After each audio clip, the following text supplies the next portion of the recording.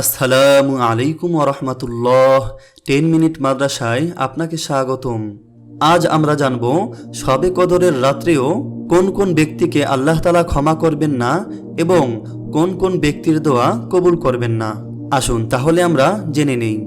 আল্লাহ তাআলা পবিত্র কোরআনে ঘোষণা করেছেন, নিশ্চয়ই আমি তা এক মোবারক রজনীতে অবতীর্ণ করেছি। এখানে কোরআনের কথা বলা হয়েছে, নিশ্চয়ই আমি সতর্ককারী। এ রাতে প্রত্যেক গুরুত্বপূর্ণ বিষয় স্থিরকৃত হয়।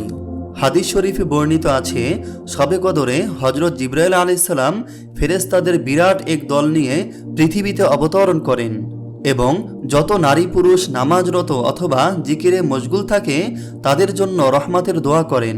মেশকাত শরীফে উল্লেখ রয়েছে, হযরত আবু হুরায়রা রাদিয়াল্লাহু তাআলা আনহু থেকে বর্ণিত, রাসূল সাল্লাল্লাহু আলাইহি ওয়াসাল্লাম ইরশাদ করেন, যদি তোমরা কবরকে আলোকময় পেতে চাও তাহলে লাইলাতুল কদরে জাগ্রত থেকে ইবাদত করো। রাসূল সাল্লাল্লাহু আলাইহি ওয়াসাল্লাম ইরশাদ করেন, যদি কেউ ঈমানের সঙ্গে সওয়াব লাভের খাঁটি নিয়তে লাইলাতুল কদরকে কিয়ামুল লাইল বা তাহাজ্জুদে অতিবাহিত করে তবে তার পূর্ববর্তী সকল গুনাহ ক্ষমা করা হবে। শবে কদরে 4 শ্রেণীর মানুষকে ক্ষমা করা হবে না। তাদের কোনো কিছুই আল্লাহর দরবারে কবুল হবে না যতক্ষণ না তারা এসব অপকর্ম থেকে সংশোধন হবে। এই 4 শ্রেণীর মানুষ হলো: 1. মদ্যপানে অভ্যস্ত ব্যক্তি, 2. মাতা পিতার অবাধ্য সন্তান, 3. আত্মীয়তার সম্পর্ক ছিন্নকারী, 4. হিংসা বিদ্বেষ পোষণকারী।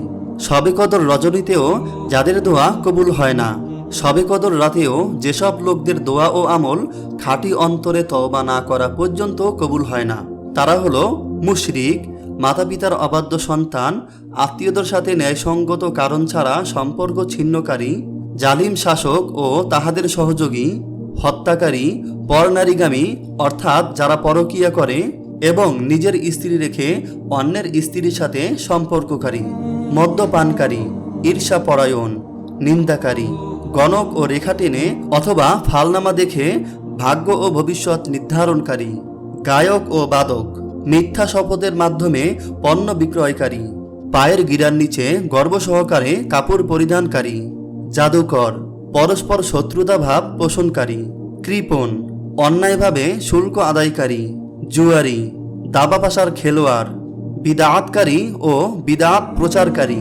মিথ্যা সাক্ষ্য দানকারী, সুদদাতা, সুদগ্রহীতা, সন্ত্রাস এবং ফাসাদ সৃষ্টিকারী। তাই শবে কদরের পূর্ণ ফজিলত ও রাতে দোয়া কবুল হওয়ার জন্য উল্লেখিত কবিরা গুনাহ সমূহ থেকে খাঁটি দিলে তওবা করা উচিত। অন্যথায় সারা রাত জেগে ইবাদত বন্দেগী করেও কোনো লাভের আশা করা যায় না। আল্লাহ তাআলা আমাদের সবাইকে বুঝ দান করুক, আমিন।